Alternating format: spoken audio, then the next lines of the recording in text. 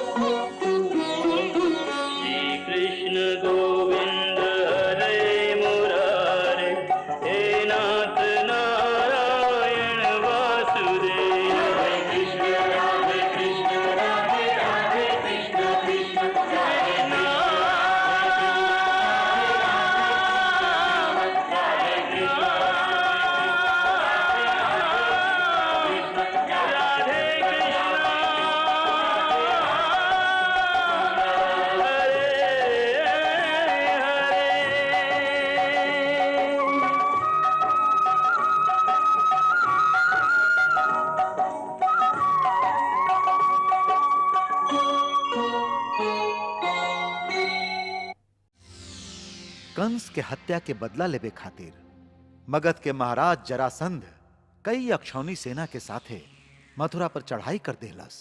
बाकी हम खाली मथुरा के सेना के ही नाश ना कैल चाहिए, बल्कि सगरे मथुरा वासियन के हत्या कैल चाहिए। हत्या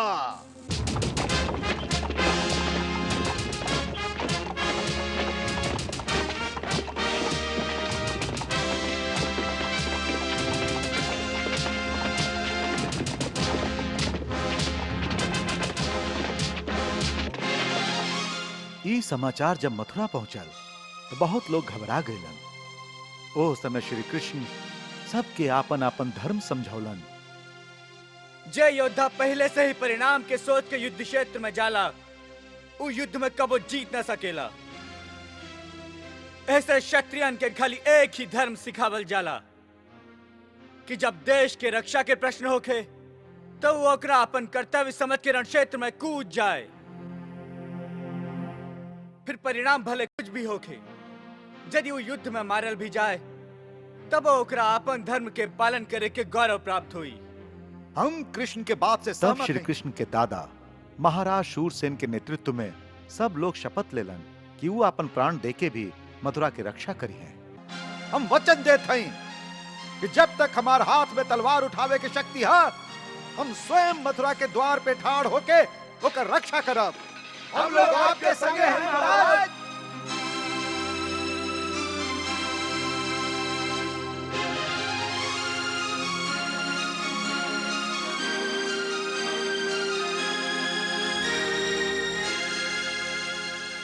वहां यूं निर्णय कइल गए कि यह संकट के घड़ी में धृतराष्ट्र से सैनिक सहायता मांगल जाए। फिर भी यदि आज्ञा होखे तो एगो और प्रार्थना करी महाराज। जरूर।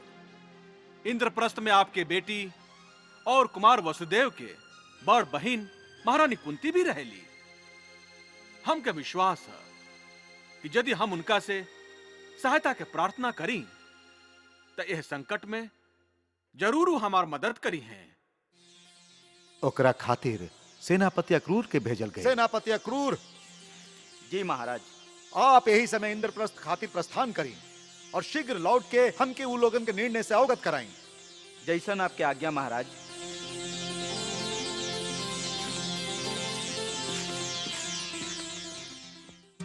कौरव सम्राट महाराज धृतराष्ट्र के, कौरव सम्राट महाराज धृतराष्ट्र के।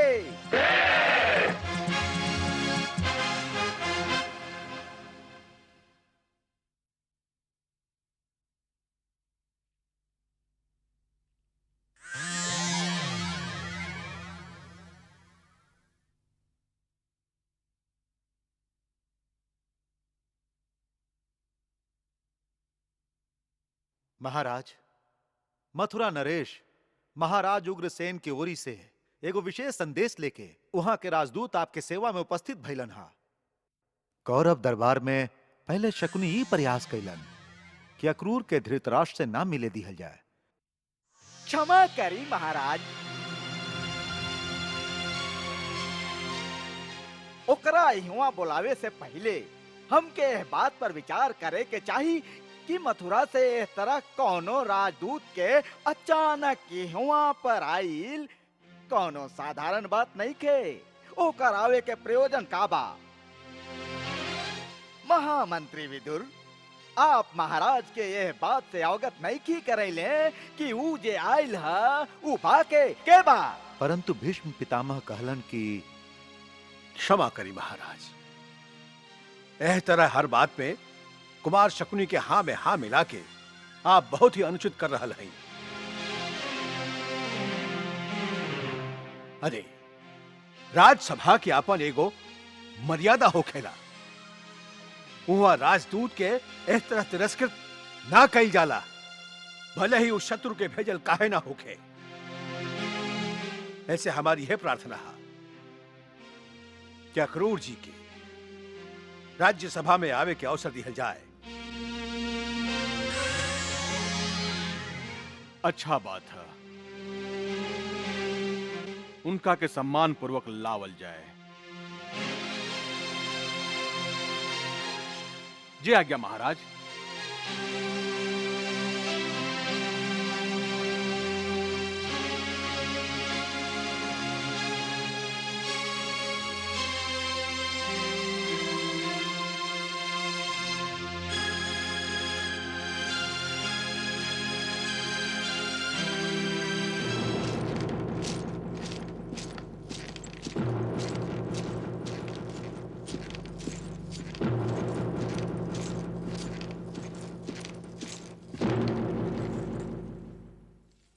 हम कौरवपति महाराज धृतराष्ट्र,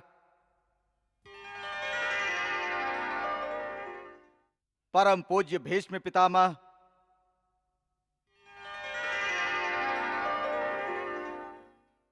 महामंत्री महात्मा विदुर,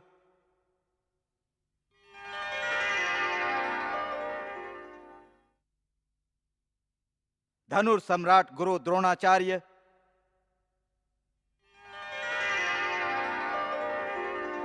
श्रद्धेय गुरु कृपाचार्य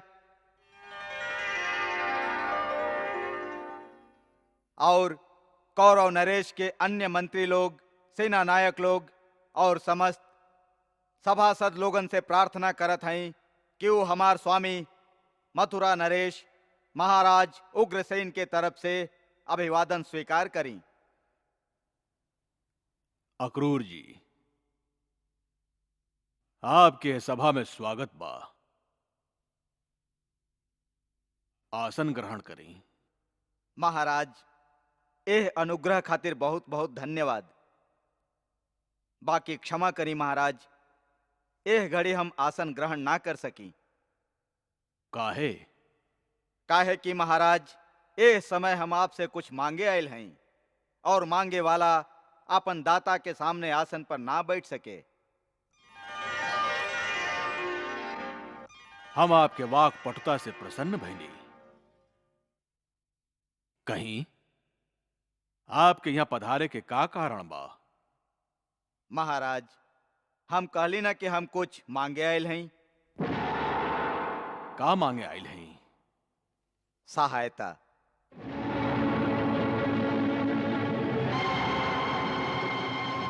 हमार महाराज उग्रसेन हमके आपके पास सहायता मांगे खातिर भेजले हैं। कैसन सहायता? सैनिक सहायता। सैनिक सहायता? हम कुछ समझ ली ना। महाराज, इस समय मथुरा पर एगो भीषण संकट मंडरा रहल बा। मगध नरेश जरासंध एगो विशाल सेना के साथे मथुरा के ओर बढ़ रहल बाड़न। ऊ मथुरा के विनाश कैल चाहतारन। ऊ प्रतिज्ञा कैले बाड़न कि ऊ मथुरा में बूढ़ा बच्चा, स्त्री पुरुष कौनो प्राणी के जीवित ना रहे दी हैं।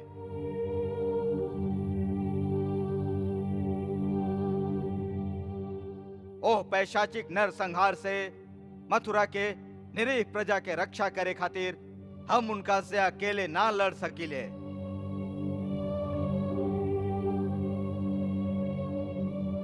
ऐसे महाराज उग्रसेन हमरा के आपके सेवा में ई प्रार्थना करे खातिर भेजले हैं कि यह धर्म युद्ध में आप हमार सहायता करी। काहे कि संकट में घिरल पड़ोसी राज्य के रक्षा कैल परम धर्म मानल जाला।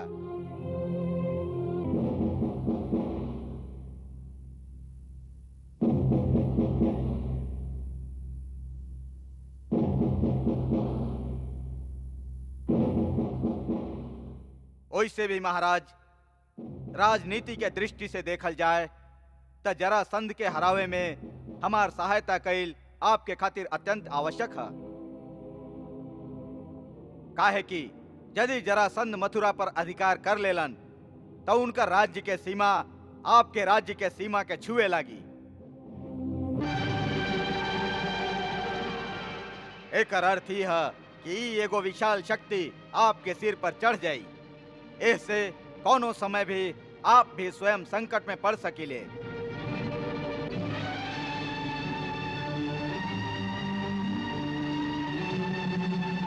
ऐसे राजनीति भी ये कहेला कि शक्तिशाली शत्रु के अपना राज्य के सीमा से बहुत दूर रखे के चाहिए।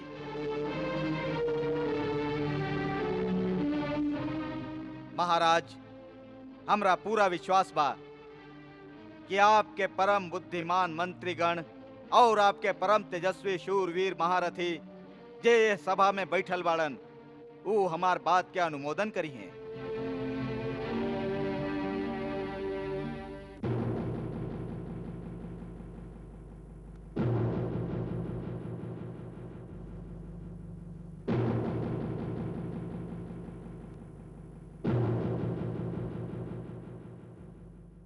सेनापति अक्रूर, हम आपके वाणी से प्रभावित भइली और परिस्थिति के गंभीरता के हम समझ गईली। यह विषय में सबसे पहले हम तात श्री के मत जानल चाहत हैं।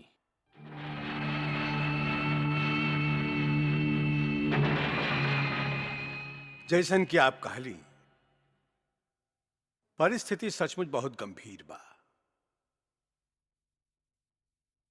हमार एगो पड़ोसी राज्य संकट में बा। ऐसन अवस्था में हमके महाराज उग्रसेन जौन सहायता के प्रार्थना कैलन, ओ पर अवश्य विचार करे के चाहिए। तात श्री बिल्कुल ठीक कहतारन महाराज, अवश्य विचार करे के चाहिए। ई विषय इतना गंभीर बा कि एकर हर पहलू पर सोच विचार करके ही हम लोग के कोनो निर्णय लेवे के चाहिए। उचित विचार कैले बिना हम लोग के जल्दी में कोनो निर्णय ना लेवे के चाहिए।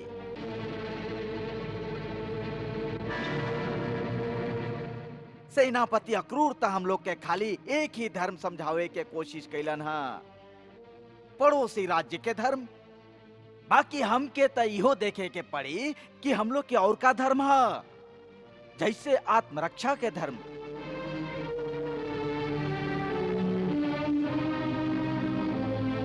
शास्त्र कहेला कि मनुष्य के सबसे पहला धर्म है आत्मरक्षा। हमनी के वो पहलू के भी देखे के चाहिए कि जे हम लोग के कुछ नहीं खे बिगड़ले, ऐसा महान शक्तिशाली जरासंध से बिना कोनो कारण केहू दूसरा खातिर शत्रुता मोल लेवे के चाहिए या ना।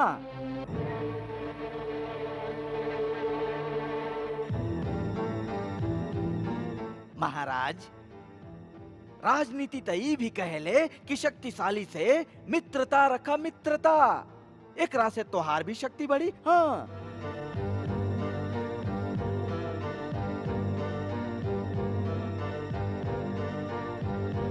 हमार ता आपसे यह प्रार्थना है महाराज, एह विषय पर विचार करे में कोनो जल्दीबाजी ना करे के चाहिए।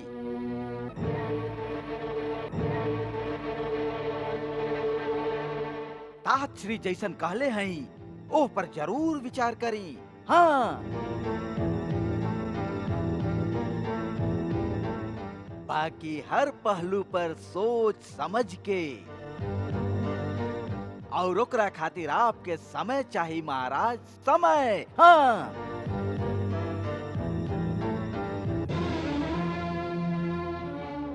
कुमार शकुनी ठीक कहता राणन।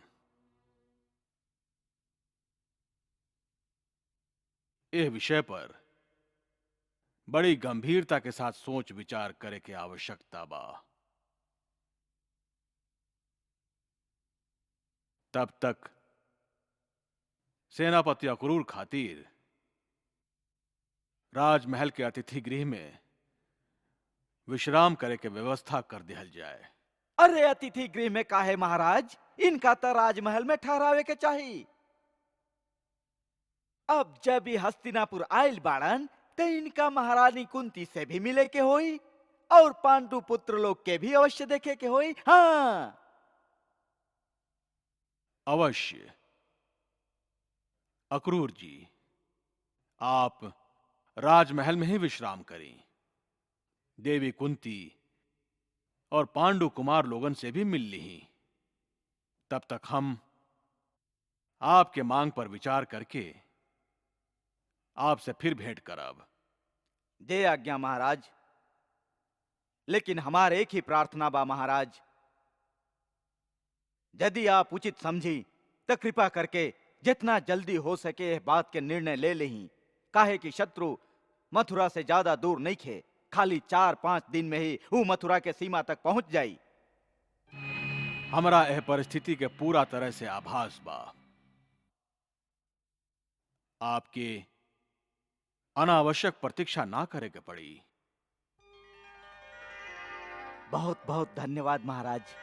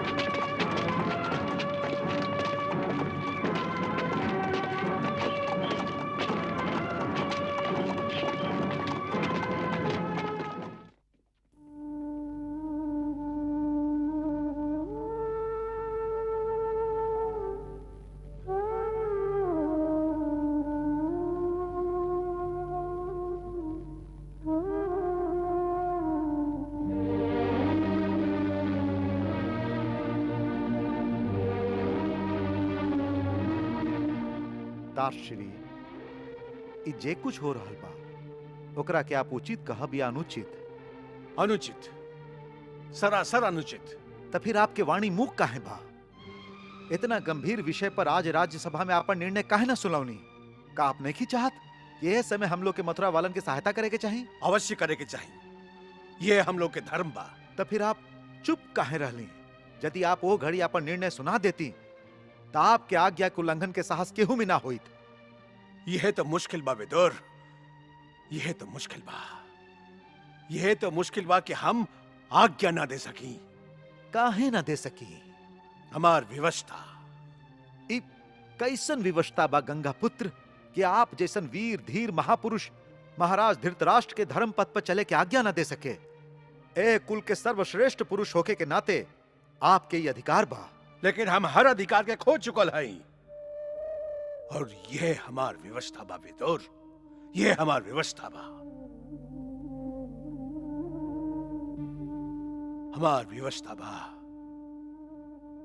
माई सत्यवती के दिहलु वचन जे हम ओ समय देले रही, जब वो कहले रही कि एकर का भरोसा कि तोहरा जैसन पराक्रमी वीर हमरे निर्बल संतान के मार के उनका सिंहासन ना छीन ले, तब हम वचन देते रहे कि उनका संतान में से जे कोई भी हस्तिनापुर के सिंहासन पर बैठी, हम आजीवन ओकर सेवा करब, ओकर सिंहासन के रक्षा करब और ओकर हर आज्ञा के पालन भी करब।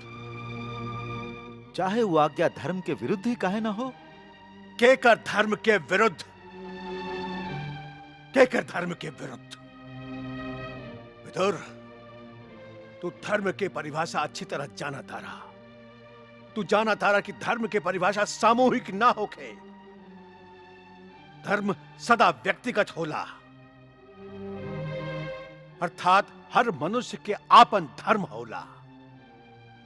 यही से हर मनुष्य के जीवन में एक बार आपन धर्म अवश्य निश्चित करे के पड़ेला और फिर जीवन भर वही धर्म के दृढ़ता से पालन कईल ओकर कर्तव्य हो जाला। घड़ी यह स्थिति बा हमार, यह परिस्थिति हमार बा विदुर। हम वचन दे चुकल है कि हम हस्तिनापुर के सिंहासन से दिहल गई हर आज्ञा के पालन करब, फिर चाहे यह आज्ञा के पालन करत करत हमरे करेजा के टुकड़ा टुकड़ा काहे ना हो जाए।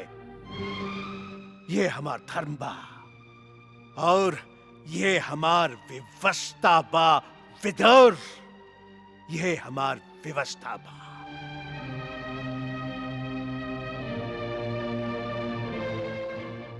ठीक बा, आप आज्ञा ना दे सकी, बाकी परामर्श तो दे सकीले। परामर्श अवश्य दे सकीले, परामर्श देवे के हम चेष्टा अवश्य कैले रही, लेकिन शकुनी हमार बात काट के बहस के रुख ही बदल देलस और धृतराष्ट्र के दोनों कान तक खाली शकुनी के आवाज के ही सुनेला और केहू के आवाज उनका काम तक ना पहुंचे। तू देखला ना विदुर, तू देखला ना कि शकुनी कैसे हमरा बात के तोड़ मरोड़ के ओकर अर्थ ही बदल देलस। लेकिन तू तो उनकर महामंत्री हवा, यह अधिकार से तू उनका के अभियो राजनीति के अनुसार उचित परामर्श दे सकेला। हम महामंत्री तो हैं, लेकिन आप जानत है कि हमार वहां का परिस्थिति बा। एक, हम उनकर छोट भाई हैं और दूसरी कि हम एगो दासी पुत्र हैं। ऐसे उनका दृष्टि में हमरा कोनो बात के कोनो महत्व नहीं है। महत्व के भूल जा, अपना कर्तव्य के मत भूला। जब तक महामंत्री के पद पर बैठल बाड़ा, तोहार कर्तव्य बा कि राजा के राजनीति के वो मार्ग दिखावा कि जे धर्म के प्रकाश से अवलोकित हो। उनका अधर्म के अंधेरा में जाए से रोका विदुर, अधर्म के अंधेरा में जाए से रोका। ताश्री, जौन राजनीति के शकुनी जैसन राहु के ग्रहण लागल होखे, वहां प्रकाश कैसे हुई? वहां तो अनहार ही अनहार रही। कौरव वंश में आज राजनीति के ना पुत्र नीति के जोर बा और हमरा ई भय बा कि एक दिन ही पुत्र नीति ये वंश के दुर्भाग्य साबित हुई।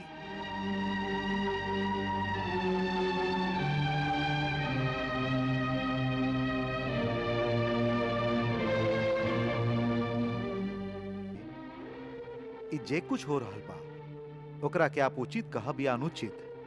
अनुचित, सरासर अनुचित। तो फिर आपके वाणी मुख काहे बा? इतना गंभीर विषय पर आज राज्यसभा में आपन निर्णय काहे ना सुनौनी?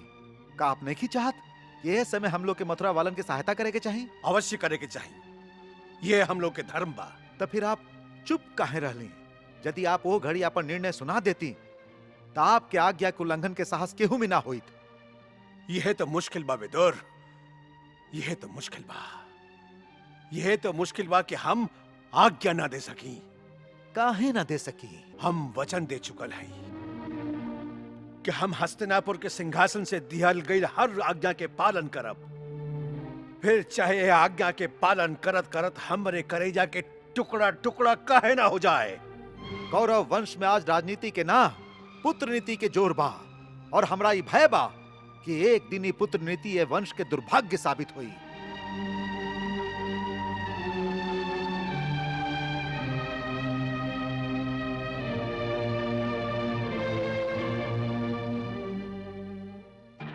जीजा जी, जौन बात हम आपसे कहे जा रहल हैं वो आपके हित में बा। आप ओ दासी पुत्र विदुर के बात में मत आई।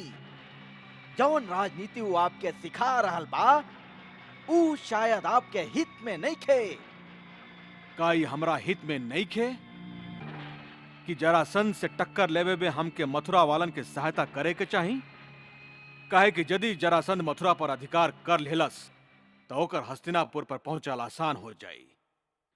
ना शकुनी ना, अक्रूर के बात में बहुत दम बा कि एगो शक्तिशाली शत्रु के हमेशा अपना राज्य के सीमा से दूरे रखे के चाही। ओकरा बात में बहुत दम बा जीजा श्री, बहुत दम बा। लेकिन जरासंध हमार शत्रु बा, ई आप कैसे मान लेली? जीजा श्री, जौन बात हम आपसे कह रहल हैं शायद वो आपके ठीक ना लागे, बाकी हम जे कह रहल हैं बहुत दूर के सोच के कह रहल हैं। हाँ, अरे हम तो वो दिन के सोच रहल हैं जिस दिन कौरव वंश के सगरे राजकुमार बड़ हो जाइए। ओ दिन ये प्रश्न अवश्य उठी कि आपके बाद ये राज्य के उत्तराधिकारी के होई। तब आप केकरा के युवराज घोषित करब जीजा श्री? केकरा के? केकरा युवराज घोषित करब?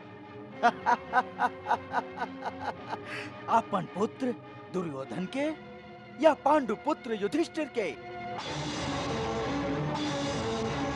उस समय मथुरा के सगरे यादव अपन कुंती के पुत्र लोग के अधिकार मांगे खातिर आपके सामने खड़ा हो जाइए। ऐसे हम कहतानी जीजा श्री कि जरासंध के हाथ से मथुरा के शक्ति के नाश हो खाता तो हो जाए दी, ई हम लोग के हित में बा। ना रही बांस और ना बाजी बांसुरी। फिर देखब कि कुंती केकरा बलबूता पर आपसे अपन पुत्र लोग के अधिकार मांगत आ रही। हाँ, प्रजा के बलबूता पर। प्रजा जाने ली कि युधिष्ठिर दुर्योधन से बड़ा बाड़न। अरे यह तो दुर्भाग्य बा गांधारी, यह तो दुर्भाग्य बा। दुर्भाग्य तबा हमहू बहुत चहली कि यदि नेत्रहीन होखे के कारण हमार पति के ई राज्य ना मिलल तो कम से कम नया पीढ़ी के ज्येष्ठ राजकुमार हमार कोख से जन्म ले, जेह से बड़ा होखे के नाते एह राज्य पर ओकर अधिकार मानल जाए।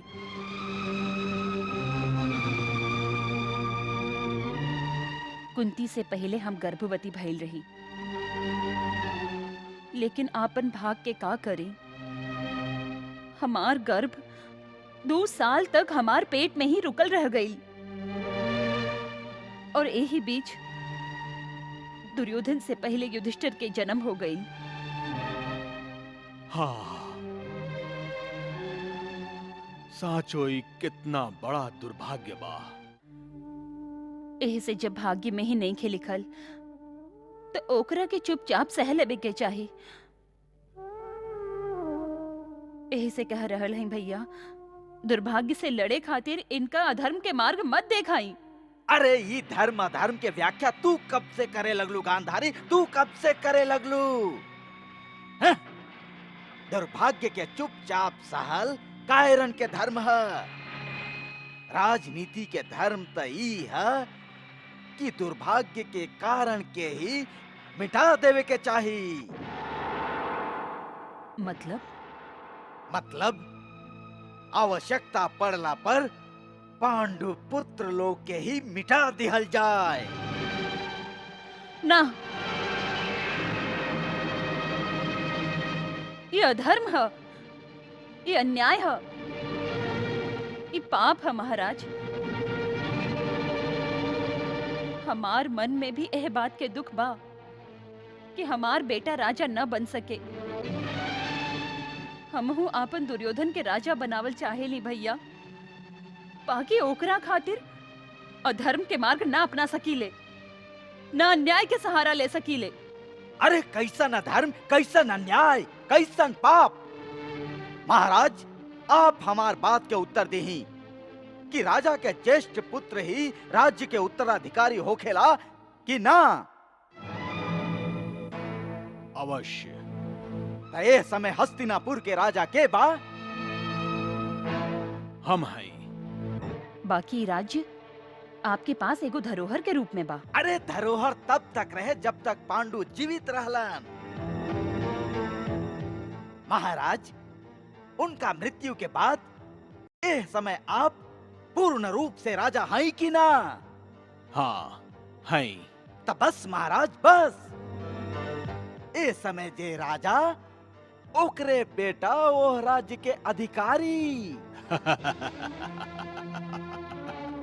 शकुनी, तुहार युक्ति और बुद्धि दोनों सराहनीय बा। वाह वाह वाह। यदि तू यहाँ रहबा तो हमार बेटा दुर्योधन अवश्य यहाँ के युवराज बनी है। अवश्य रहब महाराज, अवश्य रहब। हम आपके वचन देत हैं कि जब तक अपन प्रिय भांजा दुर्योधन के रास्ता साफ ना कर देब, हम अपन राज्य गांधार वापस ना जाए। बाकी प्रजा ना माने तब? तो उहे राजनीति के धर्म के कांटा ही उखाड़ द, कांटा ही उखाड़ द।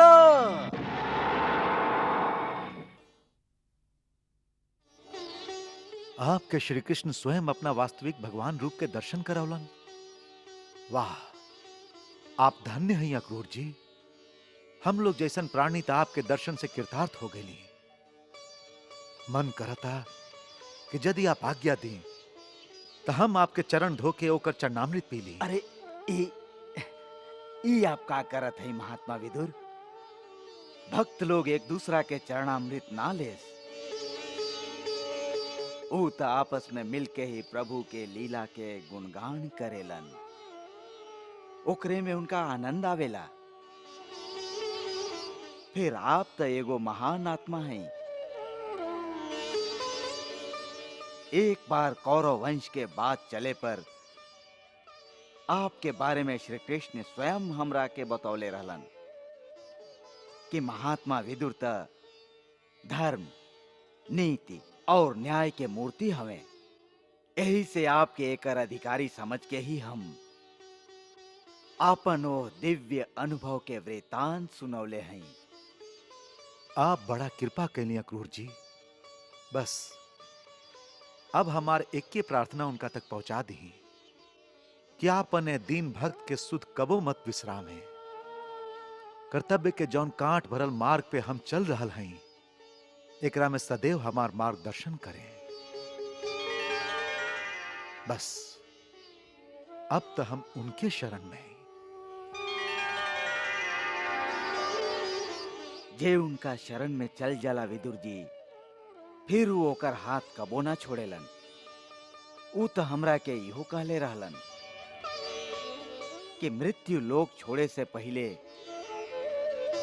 आपके ब्रह्म ज्ञान के प्राप्ति भी हुई।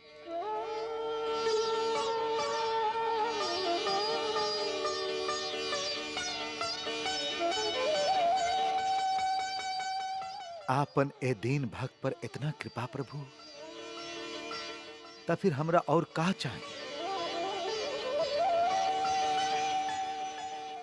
बस अब तक खाली दर्शन के लालसा मन में पा। देखी उक्का पूरा करब। अक्रूर जी, हमरा के विदुर आपके दिव्य अनुभव के सब वृतांत सुना देलन, जिकरा स्वयं भगवान के साक्षात दर्शन प्राप्त हो। ऐसन प्राणी के दर्शन तो बड़ा भाग्य से प्राप्त होला। लेकिन आप तो स्वयं एगो देव पुरुष हैं तात। हम कितना बार भगवान श्री कृष्ण के मुखार विंद से आपके प्रशंसा सुन ले हैं। वो आपके बड़ा आदर करेलन तात। आदर ना अक्रूर जी, आदर तो होकर कईल जाला जेकरा में कोनो गुण हो। हमरा जैसन निर्गुण पर उनकर ई स्नेह एक के बाद सिद्ध करता कि वह कारण ही दयालु हवन। केहू के गुण या अवगुण देख के कृपा ना करेलन। ई विनय आपके ही शोभा देवेला तात। ना त आपके महानता के संसार में के नहीं खे जानत। ई जे आपके मन में भगवान श्री कृष्ण के प्रति अगाध भक्ति बा, उहे आपके सबसे बड़ा गुण हतात। लेकिन ये भक्ति भी हम आपन पराक्रम से नेकी पवले अक्रूर जी। ई त हमरा परम पूजनीय माई के वरदान है। वास्तव में हम श्री कृष्ण के भगवत स्वरूप के पहचानले ही ना रही। वो तो हमार माई उनका वास्तविक स्वरूप के ज्ञान करौली। तब हमरा पता चलल कि श्री कृष्ण के हवन।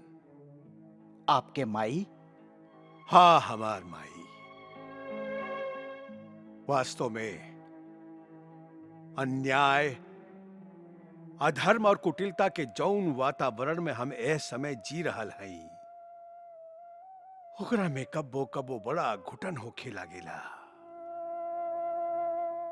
तब हम सांत्वना पावे खातिर अपना माई गंगा के श्री चरण में जाके चुपचाप बैठ जाइले।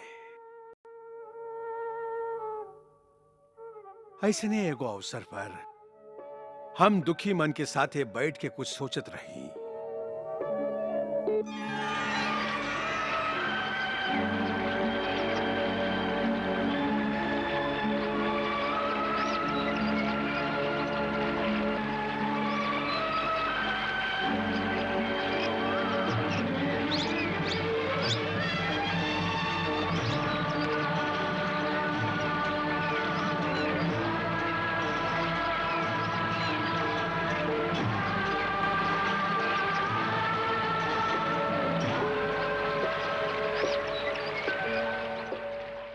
बेटा देवव्रत, कौन गहिरा चिंता में बाड़ा? माई, धर्म के मार्ग स्पष्ट दिखाई नहीं देत कि का करी, केकर साथ दी। यही धर्म संकट में है। बेटा, आपन धर्म के मार्ग तो तू स्वयं ही निश्चित कर चुकल बाड़ा। जौन भीष्म प्रतिज्ञा तू कइले बाड़ा, ओही प्रतिज्ञा के पालन कइल एह जीवन में तोहार मात्र एक धर्म बा। यह तोहार विवशता बा, फिर दुविधा कैसन? हम आपन दुविधा के जाना तानी माई। फिर भी जब मन कई बेर व्याकुल हो उठेला, तब सांत्वना पावे खातिर तोहरा गोदी में आवे के मन करेला। वहां चल आवेली।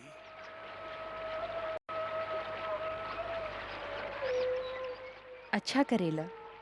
अपना लइका खातिर माई के गोदी सदा खुलल रहेला। एगो बात पूछा तानी माई। का? तोहरा जैसन पुण्य सलीला माई के गर्भ से जन्म लेला के बाद भी हमरा यह पाप से भरल वातावरण में काहे जिए के पड़ा था? हमार ऐसन भाग्य काहे? देवव्रत, भाग्य प्राणी के अपना कर्म से ही बनेला। तू अपना पूर्व जन्म के भुला गईल बाड़ा। जब तू एगो महान वसु रहा, ओह जन्म में तू अहंकारवश एगो महान महर्षि के अपमान कइले रहा। ओही अपमान के कारण वो तोरा के एह मृत्युलोक में जन्म लेवे के श्राप देहलन। ओही श्राप के कारण तुहारी जन्म भइल बा। बाकी ओह श्राप में भी एगो वरदान छिपल बा जे तू नइखा जानत। कैसन वरदान भाई? एह समय जब तू एह मृत्युलोक में जी रहल बाड़, ओही समय भगवान श्री कृष्ण स्वयं एह धरती पर विराजमान होके नरलीला करत आरन। देवता, गंधर्व, ऋषि मुनि हजारों जन्म की तपस्या के बाद भी जेकर स्वरूप ना जान सकेलन, तोहरा उनकर प्रत्यक्ष साक्षात्कार यही जन्म में हुई। एकरा से बड़ा सौभाग्य और का हो सकेला? आपन कर्तव्यवश तोहरा उनका विरोधी दल में खड़ा होके उनका साथे युद्ध भी करे के पड़ी। बाकी एकरा खातिर भी ऊ तोहार कर्तव्यपरायणता खातिर आदर करी हैं। ऊ भक्त वत्सल बाड़न। उनका शरण में जा बेटा। ऊ तोहरा अपन भक्ति प्रदान करी हैं। तोहरा के एगो गूढ़ बात बता रहल हई। तोहरा के तोहार बाबूजी इच्छा मृत्यु के वरदान देले बाड़न। मतलब तू जब चाहबा और जहाँ चाहबा तोहार मृत्यु हुई। एही से हम तोहरा परम कल्याण के मार्ग बता रहल हई। एकरा के ध्यान से सुना। कहा माई? पहला बात ई कि तू श्री कृष्ण के चरण में अपना मन के लगावा, उनका शरण में चल जा। उ तोहार मार्गदर्शन भी करी हैं और तोहरा के अपन भक्ति भी प्रदान करी हैं। जी। और दूसर गुड़ बात ई बा कि अंत में जब तू ई शरीर के छोड़े के निर्णय करबा तो तू ई शरीर के ओही समय त्यागी हा जब श्री कृष्ण तोहरा सामने खड़ा रहे। बस ऐसन करते तुरंत तोहरा मोक्ष की प्राप्ति हो जाई।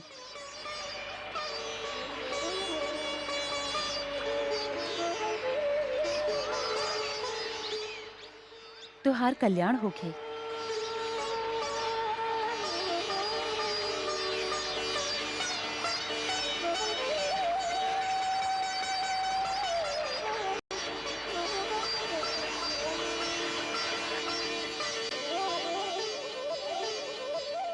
तब से जब भी मन में कोनो दुविधा उपजेला, हम पूजा में बैठ के श्री कृष्ण के चिंतन करी ले। दर्शन तो ना होखे, लेकिन हृदय मंडल में उनकर आदेश गूंजे लगेला। वो हमेशा एक के बात कहेलन कि निष्काम भाव से अपन कर्तव्य करत रहा। बस। हाँ तात, यही आदेश है उनकर हम सब के खातिर। हम देखले हैं ऊ कबो ना चाहेले कि हम उनका आसरे बैठ के अकर्मण्य हो जाएं। उनकर कहना है कि मानव के आपन धर्म और आपन कर्तव्य निभावे के पूरा प्रयत्न अंत तक करत रहे के चाहिए। इहुआ आवत समय वो हमरा के इहो कहले रहन कि कर्तव्य के अनुसार आपन कर्म अवश्य कर, फल के चिंता काहे कर तारा। हाँ, वो जानत हुई है कि आपके यहां आयल सफल ना हुई। अवश्य जानत हुई हैं, अवश्य। उनका बात में यह इशारा रहे कि हस्तिनापुर से हमरा सहायता ना मिली, फिर भी देखत हई कि आज सांझ के महाराज का उत्तर देत हमें। वो जे उत्तर दी है वो हम जानत हैं अक्रूर जी, वो हम जानत हैं।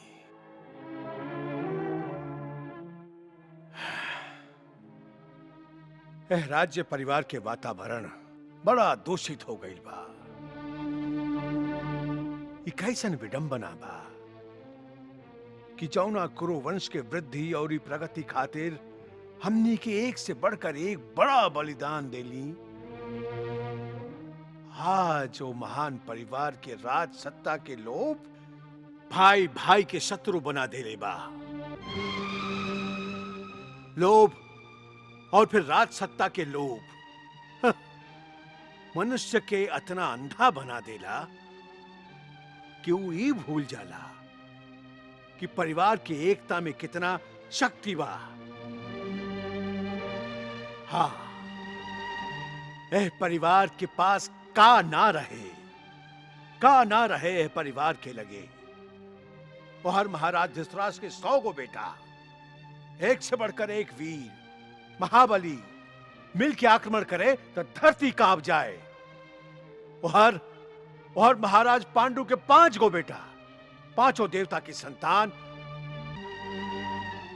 एक और दुर्योधन जैसन बलवान साहसी पराक्रमी महारथी और होकर शक्तिशाली भाई, तो दोसर और अर्जुन जैसन दिव्य धनुर्धर जे अलौकिक शक्ति के स्वामी बा, और महाबली भीम।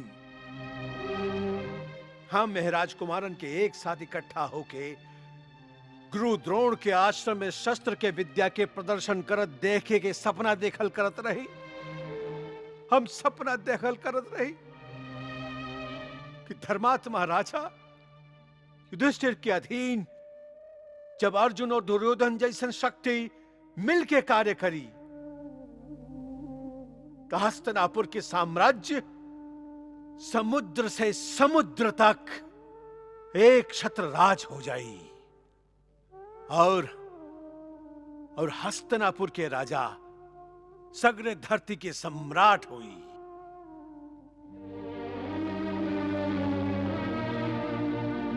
कृष्णा